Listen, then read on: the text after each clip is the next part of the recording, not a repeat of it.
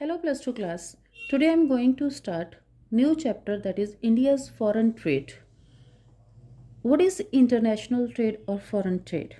International trade whenever we are doing transactions transactions in the form of import and export of the goods with the other countries, that is known as international trade. Or international trade always we are doing of the surplus goods.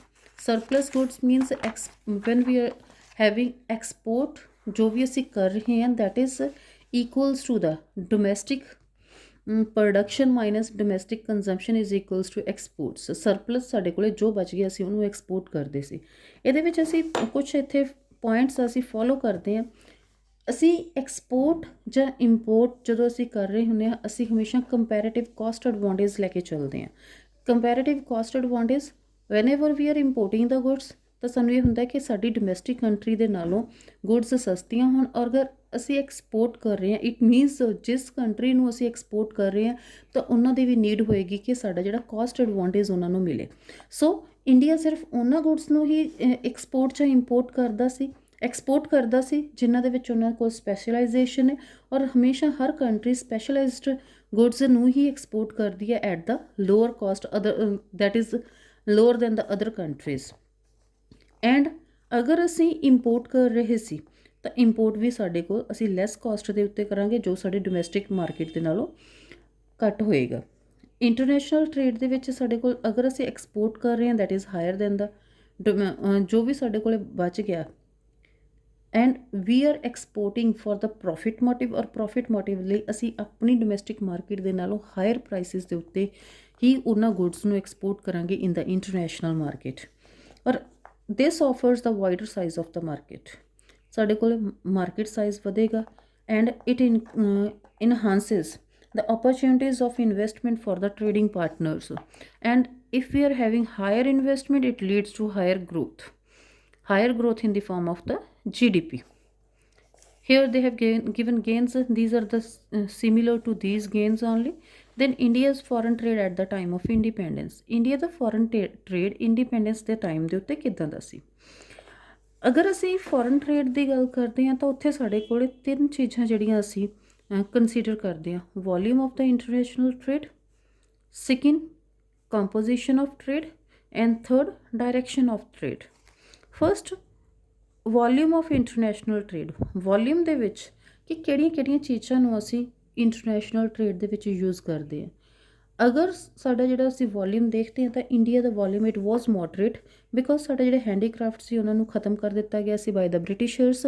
And balance of trade was surplus because surplus balance of trade it shows exports are more than the imports. Then composition ਸੀਗੀ ਜਿਹੜੀ ਔਰ it was hijack by ਦਾ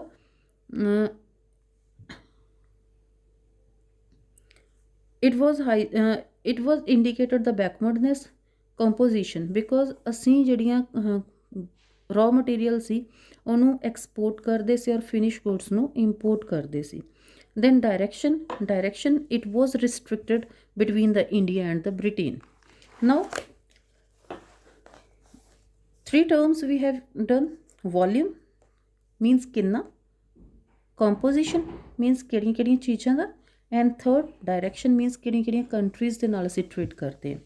ਔਰ India ਜਿਹੜਾ ਸੀ ਅਗਰ ਅਸੀਂ at the time of the independence ਦੇਖੀਏ ਐਕਸਪਲਾਈਟੇਸ਼ਨ ਹੋ ਰਹੀ ਸੀ ਬਿਕੋਜ਼ ਬ੍ਰਿਟਿਸ਼ਰਸ ਕੀ ਕਰਦੇ ਸੀਗੇ ਕਿ ਰॉ ਮਟੀਰੀਅਲ ਲੈ ਕੇ ਜਾਂਦੇ ਸੀ ਇੰਡੀਆ ਤੋਂ ਐਕਸਪੋਰਟ ਹੋ ਰਿਹਾ ਸੀ and they are using the natural resources of the India and ਔਰ ਉਹਦੇ ਬਦਲੇ ਦੇ ਵਿੱਚ ਦੇ ਵਰ ਐਕਸਪੋਰਟਿੰਗ। ਬ੍ਰਿਟਿਸ਼ਰਸ ਐਕਸਪੋਰਟ ਕਰਦੇ ਸੀ ਇਟ ਮੀਨਸ ਇੰਡੀਆ ਇੰਪੋਰਟ ਕਰਦਾ ਸੀ finish goods the industrial goods ਨੂੰ and it was exploitation of the Indian market in the two ways. First ਕਿ ਸਾਡਾ ਜਿਹੜਾ ਰॉ ਮਟੀਰੀਅਲ ਸੀ ਉਹਨੂੰ ਲੈ ਕੇ ਜਾਂਦਾ ਸੀ they are exploiting our natural resources ਔਰ ਰॉ ਮਟੀਰੀਅਲ ਨੂੰ ਹਮੇਸ਼ਾ ਲੋਅਰ ਕਾਸਟ ਦੇ ਉੱਤੇ ਹੀ ਉਹ ਬਾਈ ਕਰਦੇ ਸੀ। And import of the finish goods ਔਰ ਇੰਪੋਰਟ ਦੇ ਨਾਲ ਕੀ ਸੀ ਜੋ ਵੀ ਸਾਡੇ ਕੋਲ ਰਿਸੋਰਸਿਸ ਅਸੀਂ ਗੇਨ ਕਰਦੇ ਸੀ ਉਹਨਾਂ ਨੂੰ ਆਕੂਪਾਈ ਕਰ ਲੈਂਦੇ ਸੀ। Then India's foreign trade after independence ਤੋਂ ਬਾਅਦ ਸਾਡਾ foreign trade there was noticeable change in the foreign trade after independence. Already we have done what is volume of trade. Volume of trade means ਕਿ ਅਸੀਂ ਕਿੰਨੀ amount ਦਾ ਜਿਹੜਾ trade ਕਰ ਰਹੇ ਹਾਂ ਕਿਸੇ ਹੋਰ ਕੰਟਰੀ ਦੇ ਨਾਲ, ਇੰਪੋਰਟ ਐਂਡ ਐਕਸਪੋਰਟ ਸਾਡੇ ਕੋਲ ਕਿੰਨਾ ਹੋ ਰਿਹਾ ਹੈ, and they have given the volume of trade here. First plan ਦੇ ਵਿੱਚ it was very less up to the 7th plan. ਸਾਡਾ ਜਿਹੜਾ ਸੀ 7th plan, it was up to 1985 to 1990. ਤਾਂ ਸਾਡਾ ਜਿਹੜਾ ਇੰਪੋਰਟ ਐਕਸਪੋਰਟ ਸੀ ਰਿਸਟ੍ਰਿਕਟਡ ਸੀ, ਘੱਟ ਸੀ, because here we have used the import substitution policy. ਤਾਂ ਅਸੀਂ ਜ਼ਿਆਦਾ ਨਹੀਂ ਸੀ ਕਰ ਰਹੇ. After the new economic policy in 1991-92 ਦੇ ਵਿੱਚ ਸਾਡੇ ਕੋਲ ਆਈ ਸੀ, ਐਂਡ ਇਹਦੇ ਨਾਲ ਸਬਸਟੈਂਸ਼ੀਅਲ ਚੇਂਜ ਆਇਆ ਉੱਥੇ ਕਿ ਅਸੀਂ ਆਪਣਾ ਜਿਹੜਾ ਸੀ, ਜਿਹਨੂੰ ਅਸੀਂ ਕਹਿ ਦਈਏ ਕਿ ਕੰਸੀਡਰੇਬਲ ਚੇਂਜ ਸੀ, ਤਾਂ ਸਾਡਾ ਇੱਥੇ ਰਾਈਜ਼ ਕਰ ਗਿਆ 35,000 ਤੋਂ 4,70,000, ਐਂਡ ਇਟ ਵਾਜ਼ 63 ਟੋਟਲ ਸਾਡੇ ਕੋਲ. After that in 8th plan it was 8,90,000, ਔਰ 12th ਪਲਾਨ ਤੱਕ ਪਹੁੰਚਦੇ ਪਹੁੰਚਦੇ ਇਹ ਮਲਟੀਪਲਾਈ ਹੋ ਗਿਆ ਮੈਨੀ ਟਾਈਮਸ. ਦੈਨ ਇਹਦੇ ਨਾਲ ਅਸੀਂ ਇਹ ਕਹਿ ਸਕਦੇ ਹਾਂਗੇ ਕਿ ਸਾਡੇ ਕੋਲ ਕੁਛ ਐਲੀਮੈਂਟ ਸੀਗੇ ਜਿਨ੍ਹਾਂ ਨੇ ਇਹਨੂੰ ਇਫੈਕਟ ਕੀਤਾ. Firstly, they have given base effect. Base effect means it refers to the impact of base year value of the variable on its percentage change over the time. Base year already we have done in the +1 class ਕਿ ਇੱਕ ਇੱਦਾਂ ਦਾ ਅਸੀਂ year consider ਕਰਦੇ ਹਾਂ ਜਿਹਦੇ ਵਿੱਚ least fluctuations ਹੋਣ. Smaller the base year value, higher would be the percentage of the given absolute change in the value of the variable. ਸਾਡੇ ਕੋਲ ਅਗਰ ਬੇਸ ਈਅਰ ਦੀ ਵੈਲਿਊ ਜ਼ਿਆਦਾ ਘੱਟ ਹੋਏਗੀ ਤਾਂ ਸਾਡਾ ਜਿਹੜਾ ਹੁਣ ਪਰਸੈਂਟੇਜ ਸ਼ੇਅਰ ਅਸੀਂ ਚੇਂਜ ਕਰ ਰਹੇ ਹਾਂ ਉਹਦਾ ਇਫੈਕਟ ਜ਼ਿਆਦਾ ਹੋਏਗਾ. ਐਂਡ ਇੰਪੋਰਟ ਐਂਡ ਐਕਸਪੋਰਟ ਸ਼ੋਨਸ the high base effect. Base effect ਬਹੁਤ ਜ਼ਿਆਦਾ ਸੀ, ਪਹਿਲਾਂ ਕੰਸੀਡਰੇਬਲੀ ਬਹੁਤ ਲੋ ਸੀ, now it has shoot up to the very high limits. ਉਸ ਤੋਂ ਬਾਅਦ ਜਿਵੇਂ ਜਿਵੇਂ ਸਾਡਾ import export with the passes of the time ਵੱਧਦਾ ਗਿਆ ਤਾਂ ਜਿਹੜਾ ਸਾਡਾ ਗਲੋਬਲ ਸ਼ੇਅਰ ਸੀ ਉਹ ਡਿਕਲਾਈਨ ਕਰਦਾ ਗਿਆ. Firstly initially it was 1.8% in 1950-51. Now after that in 1991 it was 0.5% because we have chosen the import substitution policy till 1990. 1990 ਤੱਕ ਅਸੀਂ ਇੰਪੋਰਟ ਸਬਸਟੀਟਿਊਸ਼ਨ ਪਾਲਿਸੀ ਨੂੰ ਅਡਾਪਟ ਕੀਤਾ ਸੀ. in place of importing the goods from the other countries we were producing the goods within the country. And ਉਸ ਤੋਂ ਬਾਅਦ ਸਾਡੇ ਕੋਲ economic ਰਿਫੋਰਮਸ ਆਏ. ਸਿੰਸ ਇਕਨੋਮਿਕ ਰਿਫੋਰਮਸ ਸਾਡੇ ਜਿਹੜੇ ਇੰਪੋਰਟ ਐਕਸਪੋਰਟ ਉਹ ਕਾਫੀ ਜ਼ਿਆਦਾ ਚੇਂਜ ਹੋ ਗਿਆ. Again it is only after the initiation of economic reforms that a change in the volume of the trade has become significant. Then next is a composition. Composition means what type of goods we are including the import in goods and services we are including in import and export. They have given some significant changes. Decline in the percentage share of agriculture export. ਜਿਵੇਂ ਜਿਵੇਂ ਸਾਡਾ time ਨਿਕਲਦਾ ਗਿਆ agriculture share agriculture export ਜੋ ਅਸੀਂ ਕਰ ਰਹੇ ਸੀ, now we are using that farm products in domestic industries. So ਇਹਦਾ ਸ਼ੇਅਰ ਡਿਕਲਾਈਨ ਹੋਣਾ ਸਟਾਰਟ ਹੋ ਗਿਆ ਬਿਕੋਜ਼ ਅਸੀਂ ਇੰਡਸਟਰੀਅਲਾਈਜੇਸ਼ਨ ਨੂੰ ਸਟਾਰਟ ਕਰ ਦਿੱਤਾ ਸੀ, ਔਰ ਇੰਡਸਟਰੀਅਲਾਈਜੇਸ਼ਨ ਸਟਾਰਟ ਕਰਨ ਦੇ ਨਾਲ ਜੋ ਵੀ ਅਸੀਂ ਰॉ ਮਟੀਰੀਅਲ ਐਕਸਪੋਰਟ ਕਰ ਰਹੇ ਸੀ ਟੂ ਦ ਬ੍ਰਿਟੇਨ, ਉਹ ਅਸੀਂ ਆਪਣੀ ਇਕੋਨਮੀ ਦੇ ਵਿੱਚ ਯੂਜ਼ ਕਰਨਾ ਸ਼ੁਰੂ ਕਰ ਦਿੱਤਾ. Decline in percentage share of conventional items like jute, tea, food grains and minerals, ਉਹਦਾ ਸ਼ੇਅਰ ਹੈ ਜਿਹੜਾ ਉਹ ਵੀ ਡਿਕਲਾਈਨ ਹੋ ਗਿਆ. But with the development programs ਫਿਰ ਇਹਨਾਂ ਨੂੰ ਅਸੀਂ ਇਨਕਰੀਜ਼ ਕਰਨਾ ਸਟਾਰਟ ਕਰ ਦਿੱਤਾ. Increase in the percentage share of manufactured goods because industrialisation ਨੂੰ ਅਸੀਂ ਸਟਾਰਟ ਕਰ ਰਿਹਾ ਸੀ, ਤਾਂ ਉਹਦੇ ਨਾਲ ਅਸੀਂ gems, precious metals, machinery, vehicles ਇਹਨਾਂ ਨੂੰ ਐਕਸਪੋਰਟ ਕਰਨਾ ਸਟਾਰਟ ਕਰ ਦਿੱਤਾ. Then what is agrarian economy? Agrarian economy ਜਿੱਥੇ ਐਗਰੀਕਲਚਰ ਡਿਪੈਂਡੈਂਸ ਹੈ ਜਿਹੜੀ ਉਹ ਜ਼ਿਆਦਾ ਹੁੰਦੀ ਹੈ। Agriculture and agriculture based activities like livestock farming ਜਾਂ ਸਾਡੇ ਕੋਲ ਕ੍ਰੌਪ ਪ੍ਰੋਡਕਸ਼ਨ ਹੋ ਗਈ, ਉਹ ਸਾਰੀ ਦੀ ਸਾਰੀ ਅਗਰ ਉਹਦਾ ਪਰਸੈਂਟੇਜ ਸ਼ੇਅਰ ਜ਼ਿਆਦਾ ਹੁੰਦਾ ਤਾਂ ਅਸੀਂ ਉਹਨੂੰ ਐਗਰੇਰੀਅਨ ਇਕੋਨਮੀ ਕਹਿੰਦੇ ਹਾਂ।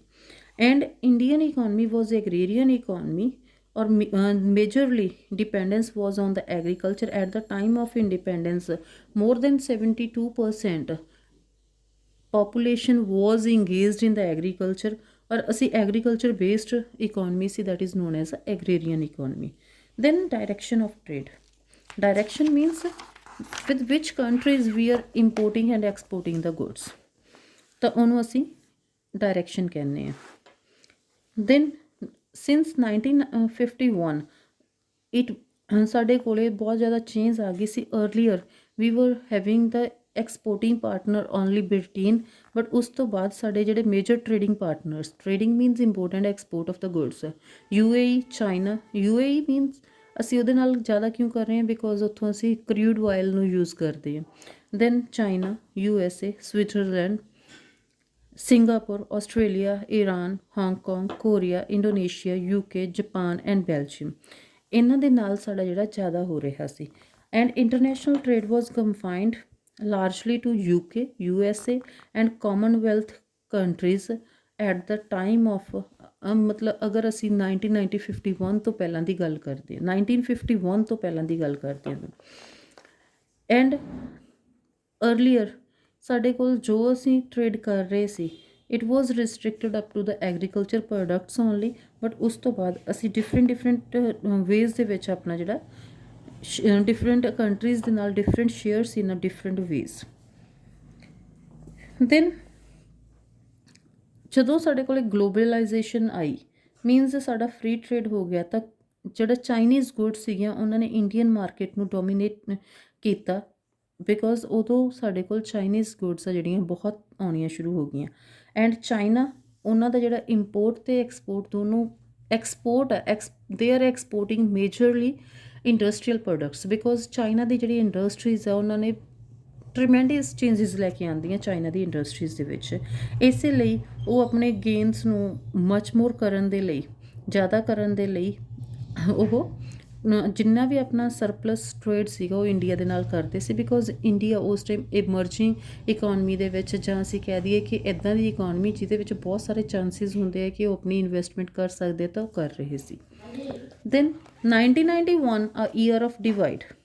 ਅਸੀਂ 1991 ਨੂੰ ਈਅਰ ਆਫ ਡਿਵਾਈਡ ਕਹਿੰਦੇ ਹਾਂ, ਬਿਕੋਜ਼ ਐਟ ਦਿਸ ਟਾਈਮ ਸਾਡੇ ਕੋਲ ਜਿਹੜਾ ਜੋ ਸਾਡਾ ਮੋਮੈਂਟਮ ਸੀਗਾ ਉਹ ਚੇਂਜ ਹੋ ਗਿਆ ਸੀ। ਮੋਮੈਂਟਮ ਮੀਨਸ 1990 ਤੱਕ ਅਸੀਂ ਸਿਰਫ ਟ੍ਰੇਡ ਸਟ੍ਰੈਟਜੀ ਲੈ ਇੱਕ different trade strategy C, it was inward looking trade strategy, ਅਸੀਂ ਉਹਨੂੰ ਯੂਜ਼ ਕਰਦੇ ਸੀ। ਬਟ ਉਸ ਤੋਂ ਬਾਅਦ ਸਾਡੀ ਜਿਹੜੀ ਸਟ੍ਰੈਟਜੀ ਅਸੀਂ ਚੇਂਜ ਹੋ ਗਈ, ਅਸੀਂ ਉਹਨੂੰ ਲਿਬਰਲਾਈਜ਼ ਕਰ ਦਿੱਤਾ। Inward looking trade strategy, it's very important, and this is also known as import substitution strategy. What was the import substitution strategy? In place of importing the goods from the other countries, we have tried to produce the goods within the own country, means ਅਸੀਂ restrictions ਲਗਾ ਦਿੱਤੀਆਂ ਸੀਗੀਆਂ importing of the goods, ਤਾਂ ਉਹਦੇ ਨਾਲ ਸਾਡਾ ਜਿਹੜਾ ਇੰਪੋਰਟਸ ਆ ਉਹ ਰਿਸਟ੍ਰਿਕਟਡ ਹੋ ਗਿਆ ਸੀ, just to save the foreign exchange. ਅਸੀਂ ਇੰਨੀਆਂ ਰਿਸਟ੍ਰਿਕਸ਼ਨਸ ਨੂੰ ਯੂਜ਼ ਕੀਤਾ। ਐਂਡ ਅਗਰ ਅਸੀਂ ਫੋਰਨ ਐਕਸਚੇਂਜ ਨੂੰ ਯੂਜ਼ ਕਰਦੇ ਵੀ ਸੀ, it's just for the developmental imports, means ਅਗਰ ਅਸੀਂ developmental imports it refers to import of such plant and machinery which is essential for growth and development but cannot be produced domestically owing to the lack of technology or lack of the investment funds. ਅਸੀਂ developmental ਇੰਪੋਰਟਸ ਦੇ ਲਈ ਉਹ ਵਾਲੀਆਂ ਚੀਜ਼ਾਂ ਜੋ ਅਸੀਂ ਆਪਣੀ economy ਦੇ ਵਿੱਚ ਪ੍ਰੋਡਿਊਸ ਨਹੀਂ ਸੀ ਕਰ ਸਕਦੇ, ਕਿਉਂਕਿ ਸਾਡੇ ਕੋਲ ਨਾ ਤਾਂ ਉੱਦਾਂ ਦੀ ਟੈਕਨੀਕ ਸੀ, ਨਾ ਉਨੀ ਇਨਵੈਸਟਮੈਂਟ ਸੀ, ਤਾਂ ਉਹਨਾਂ ਗੁੱਡਸ ਨੂੰ ਇੰਪੋਰਟ ਕਰਨ ਦੇ ਲਈ ਹੀ ਸਿਰਫ ਅਸੀਂ ਉਹਨਾਂ ਫੰਡਸ ਨੂੰ ਯੂਜ਼ ਕਰਦੇ ਸੀ, ਜਾਂ ਅਸੀਂ ਫੋਰਨ ਐਕਸਚੇਂਜ ਨੂੰ ਯੂਜ਼ ਕਰਦੇ ਸੀ, because we were having scarce resources of the foreign exchange.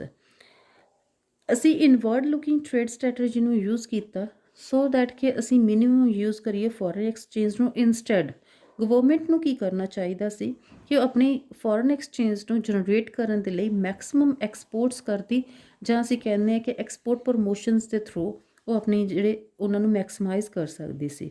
And this policy was also adopted by the government to protect the domestic industries from the international competition, because already international markets ਦੇ ਵਿੱਚ ਬਹੁਤ ਸਾਰੀਆਂ goods ਉਹ produce ਕਰ ਚੁੱਕੇ ਸੀ, ਬਹੁਤ ਸਾਰੀਆਂ machines ਉਹ ਪ੍ਰੋਡਿਊਸ ਕਰ ਚੁੱਕੇ ਸੀ ਜਿਹੜੀਆਂ ਅਸੀਂ ਆਪਣੀ ਕੰਟਰੀ ਦੇ ਵਿੱਚ ਹਜੇ ਇੰਡਸਟਰੀਅਲਾਈਜੇਸ਼ਨ ਨੂੰ ਇਨੀਸ਼ੀਏਟ ਕਰ ਰਹੇ ਸੀ। ਤਾਂ ਅਗਰ ਦੂਸਰੀ ਕੰਟਰੀ ਤੋਂ ਗੁੱਡਸ ਆਉਂਦੀਆਂ ਤਾਂ ਡੈਫੀਨੇਟਲੀ ਉਹ ਕੰਪੈਰੇਟਿਵਲੀ ਲੋ ਪ੍ਰਾਈਸਿਸ 'ਤੇ ਹੁੰਦੀਆਂ, ਤਾਂ ਅਸੀਂ ਆਪਣੀ ਇਕੋਨਮੀ ਦੇ ਵਿੱਚ ਉਹਨਾਂ ਗੁੱਡਸ ਨੂੰ ਪ੍ਰੋਡਿਊਸ ਨਹੀਂ ਸੀ ਕਰ ਸਕਦੇ।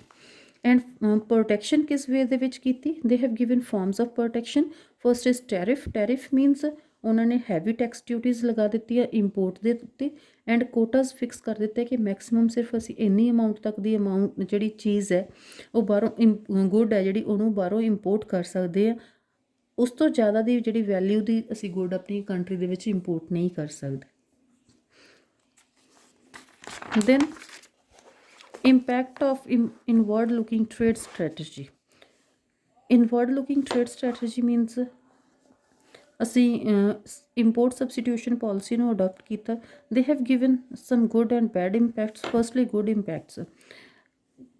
First, high rate of industrial growth with structural transformation because of the initiation of the industries ਤਾਂ ਸਾਡੀ ਜਿਹੜੀ ਇੰਡਸਟਰੀਅਲ ਆਊਟਪੁੱਟ ਹੈ ਉਹ ਰਾਈਜ਼ ਕਰਨੀ ਸ਼ੁਰੂ ਕਰ ਦਿੱਤੀ, ਔਰ ਇੰਡਸਟਰੀਅਲ ਸੈਕਟਰ ਦੀ ਜਿਹੜੀ GDP ਸੀ ਉਹਦੇ ਵਿੱਚ ਸਿਗਨੀਫਿਕੈਂਟ ਚੇਂਜ ਆਇਆ। Then diversification of and structural transformation. instead of using the labor intensive techniques we have used capital intensive techniques, ਔਰ ਉਹ ਸਾਡੀ ਉਹਦੇ ਨਾਲ ਕੀ ਹੋਇਆ ਕਿ ਅਸੀਂ ਮਸ਼ੀਨਸ ਆ ਜਿਹੜੀਆਂ ਉਹਨਾਂ ਨੂੰ ਯੂਜ਼ ਕਰਨਾ ਸ਼ੁਰੂ ਕਰ ਦਿੱਤਾ। It shows the modernisation and equity and greater opportunities of employment. ਉਹਦੇ ਨਾਲ ਇੰਪਲਾਈਮੈਂਟ ਓਪਰਚੁਨਿਟੀਜ਼ ਆ ਜਿਹੜੀਆਂ ਸਾਡੀਆਂ, ਕਿਉਂਕਿ ਜਦੋਂ ਕੋਈ ਇਕੋਨਮੀ ਗਰੋ ਕਰਦੀ ਹੈ ਚਾਹੇ ਉਹ ਟੈਕਨੋਲੋਜੀ ਦੇ ਕਰਕੇ ਕਰੇ ਚਾਹੇ ਉਹ ਅਦਰ ਵੇਜ਼ ਦੇ ਵਿੱਚ ਕਰੇ, ਠੀਕ ਹੈ। ਜਦੋਂ ਟੈਕਨੋਲੋਜੀ ਇਨੀਸ਼ੀਅਲੀ ਅਸੀਂ ਲੈ ਕੇ ਆਵਾਂਗੇ ਤਾਂ ਸਾਡੇ ਕੋਲ ਹੈਵੀ ਟੈਕਨੀਕਸ ਸੀ ਉਸ ਟਾਈਮ ਦੇ ਉੱਤੇ, ਸਾਡੇ ਕੋਲ ਇੰਨੀ ਫੋਰਨ ਕਰੰਸੀ ਨਹੀਂ ਸੀ ਕਿ ਅਸੀਂ ਉਹਨੂੰ ਯੂਜ਼ ਕਰ ਸਕਦੇ, ਤਾਂ ਅਸੀਂ ਆਪਣੀ ਵਿਦਿਨ ਦ ਕੰਟਰੀ ਇਨਵੈਸਟਮੈਂਟ ਨੂੰ ਇਨੀਸ਼ੀਏਟ ਕੀਤਾ। ਜਦੋਂ ਵਿਦਿਨ ਦਾ ਕੰਟਰੀ ਨੂੰ ਇਨੀਸ਼ੀਏਟ ਕੀਤਾ ਤਾਂ ਉਹਦੇ ਨਾਲ ਇਕੁਇਟੀ ਰਾਈਜ਼ ਹੋ ਗਈ। ਇਕੁਇਟੀ ਰਾਈਜ਼ ਹੋਣ ਦੇ ਨਾਲ ਨਾਲ ਸਾਡੇ ਕੋਲ ਜਿਹੜੇ ਅਸੀਂ ਗਵਰਨਮੈਂਟ ਨੇ ਆਪਣੀ ਇਨਵੈਸਟਮੈਂਟ ਓਪਰਚੁਨਿਟੀਜ਼ ਕੀਤੀਆਂ, ਤਾਂ ਲੋਕਾਂ ਨੂੰ ਇੰਪਲਾਈਮੈਂਟ ਓਪਰਚੁਨਿਟੀਜ਼ ਆ ਜਿਹੜੀਆਂ ਉਹ ਮਿਲਣੀਆਂ ਸਟਾਰਟ ਹੋ ਗਈਆਂ। Then diversification of industrial growth ਅਸੀਂ ਸਿਰਫ ਇਨਫਰਾਸਟਰਕਚਰ ਦੇ ਲਈ ਹੀ ਨਹੀਂ ਸੀ ਕਰ ਰਹੇ, ਸਾਡੇ ਕੋਲ ਮਾਡਰਨ ਟੈਕਨੋਲੋਜੀ ਆਈ, ਐਂਡ ਇਸ ਟਾਈਮ ਦੇ ਵਿੱਚ ਸਾਡੇ ਕੋਲ ਜਿਹੜੀ ਸਨਰਾਈਜ਼ ਇੰਡਸਟਰੀ ਸੀਗੀ ਉਹ ਪ੍ਰੋਮੀਨੈਂਟ ਇੰਡਸਟਰੀ ਜਿਹੜੀਆਂ ਇਲੈਕਟ੍ਰੋਨਿਕਲ ਗੁੱਡਸ ਆ ਜਿਹੜੀਆਂ ਪ੍ਰੋਡਿਊਸ ਕਰ ਰਹੀ ਸੀ। ਐਂਡ ਉਹਨੇ ਆਪਣੀ ਜਿਹੜੀ ਬਿਕੋਜ਼ ਪ੍ਰੋਟੈਕਸ਼ਨ ਦੇ ਕਰਕੇ, ਅਗਰ ਪ੍ਰੋਟੈਕਸ਼ਨ ਨਾ ਹੁੰਦੀ ਤਾਂ ਦੂਸਰੀਆਂ ਇਕੋਨਮੀਜ਼ ਨੇ ਉਹਨੂੰ ਕੰਪੀਟੀਸ਼ਨ ਦੇਣਾ ਸੀ, ਔਰ ਉਸ ਕੰਪੀਟੀਸ਼ਨ ਦੇ ਵਿੱਚ ਵੀ ਹੋ ਸਕਦਾ ਹੈ ਕਿ ਅਸੀਂ ਫੇਲ ਹੋ ਜਾਂਦੇ, ਉਹਨਾਂ ਗੁੱਡਸ ਨੂੰ ਉਸ ਲੈਵਲ ਦੀਆਂ ਅਸੀਂ ਪ੍ਰੋਡਿਊਸ ਨਾ ਕਰ ਸਕਦੇ। ਦੈਨ ਆਟੋਮੋਬਾਈਲਸ ਇੰਡਸਟਰੀਜ਼ ਹੈ ਜਿਹੜੀਆਂ ਉਹਨਾਂ ਨੇ ਸਿਗਨੀਫਿਕੈਂਟ ਰਾਈਜ਼ ਕੀਤਾ।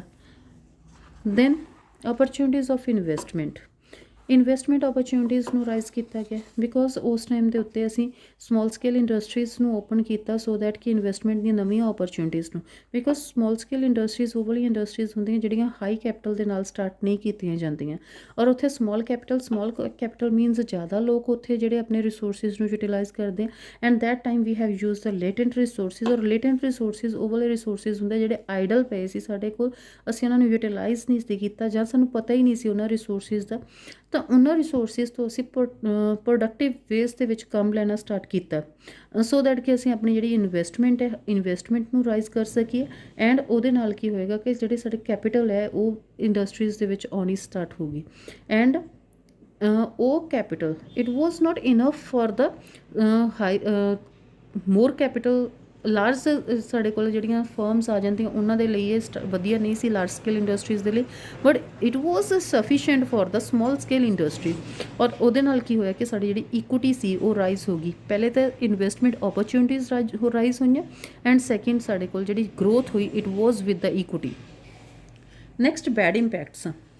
First, growth of inefficient public monopoly ਜਦੋਂ ਸਿੰਗਲ ਪ੍ਰੋਡਿਊਸਰ ਹੁੰਦਾ ਹੈ, ਕਿਉਂਕਿ ਗਵਰਨਮੈਂਟ ਨੇ ਸਾਰੇ ਦੇ ਸਾਰੇ ਇੰਡਸਟਰੀਅਲਾਈਜੇਸ਼ਨ ਆਪਣੇ ਕੋਲੇ ਕੰਟਰੋਲ ਕਰ ਲਿਆ ਸੀ, ਤਾਂ ਇਹਦੇ ਨਾਲ ਕੀ ਹੋਇਆ ਕਿ ਉਹ ਵਾਲੀਆਂ ਪਬਲਿਕ ਜਿਹੜੀਆਂ ਸਾਡੇ ਕੋਲੇ ਫਰਮਸ ਆ ਇਨਕਰੀਜ਼ ਕਰਨੀਆਂ ਸ਼ੁਰੂ ਕਰ ਦਿੱਤੀਆਂ ਜੋ ਆਪਣੀ ਐਫੀਸ਼ੀਐਂਸੀ ਦੇ ਨਾਲ ਕੰਮ ਨਹੀਂ ਸੀ ਕਰ ਸਕਦੀਆਂ, ਔਰ efficiency because of the leakage, pilferages, ਇਹਨਾਂ ਚੀਜ਼ਾਂ ਦੇ ਕਰਕੇ ਫੈਲਣੀ ਸ਼ੁਰੂ ਹੋ ਗਈ ਸੀ। Then lack of competition implied lack of modernisation.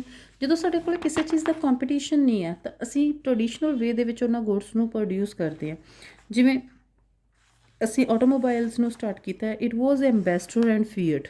ਤਾਂ ਸਾਡੇ ਕੋਲ ਸਿਰਫ ਇੱਦਾਂ ਦੇ ਹੀ 2 ਮਾਡਲ ਸੀਗੇ ਜਿਨ੍ਹਾਂ ਨੂੰ ਅਸੀਂ ਯੂਜ਼ ਕਰ ਰਹੇ ਸੀਗੇ, ਬਿਕੋਜ਼ ਸਾਡੇ ਕੋਲ ਨਾ ਤਾਂ ਕੈਪੀਟਲ ਇੰਟੈਂਸਿਵ ਟੈਕਨੀਕਸ ਅਸੀਂ ਯੂਜ਼ ਕਰ ਰਹੇ ਸੀਗੇ, ਸਾਡੇ ਕੋਲ ਕੈਪੀਟਲ ਲਾਰਜ ਸਕੇਲ ਇੰਡਸਟਰੀਜ਼ ਘੱਟ ਸੀ, ਔਰ ਮੋਰ ਓਵਰ ਗਵਰਨਮੈਂਟ ਮੋਨੋਪਲੀ ਸੀ। ਤਾਂ ਉਸ ਟਾਈਮ ਦੇ ਵਿੱਚ ਜਦੋਂ ਸਾਡੇ ਕੋਲ ਕੋਈ ਕੰਪੀਟੀਸ਼ਨ ਨਹੀਂ ਹੁੰਦਾ ਤਾਂ ਸਾਡੀ ਜਿਹੜੀ ਅਸੀਂ ਆਪਣੀ ਜਿਹੜੀ ਮਾਡਰਨਾਈਜੇਸ਼ਨ ਹੈ ਹਮੇਸ਼ਾ ਉਹਦੇ 'ਤੇ ਸਟਰਗਲ ਕਰਨਾ ਪੈਂਦਾ। Discrimination spread of public sector enterprise. Indiscriminate means government ਨੇ ਮੇਜਰ ਇੰਡਸਟਰੀਜ਼ ਆਪਣੇ ਕੋਲ ਰੱਖ ਲਈਆਂ ਔਰ ਉਹਨਾਂ ਇੰਡਸਟਰੀਜ਼ ਨੂੰ ਮੇਜਰਲੀ ਸੈੱਟ ਕੀਤਾ ਇਨ ਦਾ ਅਰਬਨ ਏਰੀਆਜ਼, ਔਰ ਉਹਦੇ ਨਾਲ ਜਿਹੜੇ ਛੋਟੇ ਛੋਟੇ ਸਾਡੇ ਕੋਲ ਅਸੀਂ ਕਹਿੰਦੇ ਹੈਗੇ ਕਿ ਪਲੇਅਰਸ ਸੀਗੇ ਇਨ ਦਾ ਮਾਰਕੀਟ, ਉਹ ਖ਼ਤਮ ਹੋ ਗਏ ਔਰ ਉਹਨਾਂ ਦੀ ਜਿਹੜੀ ਇਨਵੈਸਟਮੈਂਟ ਓਪਰਚੁਨਿਟੀਜ਼ ਸੀਗੀਆਂ ਉਹਨਾਂ ਨੂੰ ਖ਼ਤਮ ਕਰ ਦਿੱਤਾ। ਮੇਨ ਏਮ ਸੀਗਾ ਕਿ ਸਾਡੇ ਕੋਲ ਗਵਰਨਮੈਂਟ ਨੇ ਆਪਣੇ ਕੋਲ ਰੱਖਿਆ ਸੋ ਦੈਟ ਕਿ ਅਸੀਂ ਇਕਨੋਮਿਕ ਮੋਨੋਪਲੀਜ਼ ਆ ਜਿਹੜੀਆਂ ਜਾਂ ਇਕਨੋਮਿਕ ਪਾਵਰ ਹੈ ਕੁਛ ਥੋੜ੍ਹੇ ਜਿਹੇ ਲੋਕਾਂ ਦੇ ਹੱਥਾਂ ਦੇ ਵਿੱਚ ਨਾ ਹੋ ਜਾਵੇ।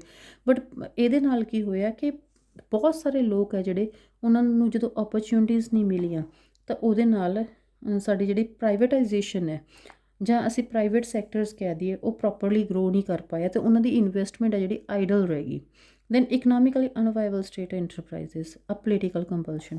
ਕੁਛ ਸਾਡੇ ਕੋਲ ਪ੍ਰਾਈਵੇਟ ਸੈਕਟਰ ਦੇ ਵਿੱਚ ਅਸੀਂ ਇੰਡਸਟਰੀਜ਼ ਨੂੰ ਓਪਨ ਕੀਤਾ, 12 ਏਰੀਆਜ਼ ਵਰ left for the private sector, ਔਰ ਉਹਨਾਂ ਏਰੀਆਜ਼ ਦੇ ਵਿੱਚ ਉਹਨਾਂ ਨੂੰ ਸ਼ਟ ਡਾਊਨ ਕਰਨਾ ਪੈ ਗਿਆ because of the political compulsion. ਅਤੇ ਇਸ ਕਰਕੇ ਸਾਡੇ ਕੋਲ ਜਿਹੜਾ private sector C, private sector is doing work for the self interest, ਤਾਂ ਇਹਦਾ ਬੈਡ ਜਿਹੜਾ ਇੰਪੈਕਟ ਸੀਗਾ ਉਹ ਰਾਈਜ਼ ਕਰ ਗਿਆ। That was more than the good impact of the inward looking trade strategy, ਜਿੱਥੇ ਅਸੀਂ ਇੰਪੋਰਟ ਦੀ ਜਗ੍ਹਾ ਦੇ ਉੱਤੇ ਅਸੀਂ ਗੁਡਸ ਨੂੰ ਇੰਪੋਰਟ ਦੀ ਜਗ੍ਹਾ ਦੇ ਉੱਤੇ ਡੋਮੈਸਟਿਕ ਕੰਟਰੀ ਦੇ ਵਿੱਚ ਹੀ ਗੁਡਸ ਨੂੰ ਪ੍ਰੋਡਿਊਸ ਕਰਦੇ ਹਾਂ। ਤਾਂ ਜਿਹੜੇ ਉਹਨਾਂ ਨੇ ਓਵਰਸ਼ੈਡੋ ਕਰ ਲਿਆ ਜਿਹੜੇ ਇਹਦੇ ਗੁੱਡ ਇੰਪੈਕਟ ਸੀ ਬੈਡ ਇੰਪੈਕਟ ਨੇ। ਤਾਂ ਦਿਸ ਵਾਜ਼ ਦ ਰੀਜ਼ਨ ਕਿ ਸਾਡੇ ਕੋਲ at the end of the 1990 ਸਾਡੇ ਕੋਲ ਸੀਰੀਅਸ ਥ੍ਰੈਟ ਸੀਗਾ ਸਾਡੇ ਫੋਰਨ ਐਕਸਚੇਂਜ ਨੂੰ, ਔਰ ਉਸ ਦੇ ਕਰਕੇ ਅਸੀਂ ਇੱਕ ਨਵੀਂ ਇਕਨੋਮਿਕ ਪਾਲਿਸੀ ਸਟਾਰਟ ਕੀਤੀ ਵਿਚ has taken place in 1991 that is non as new economic policy.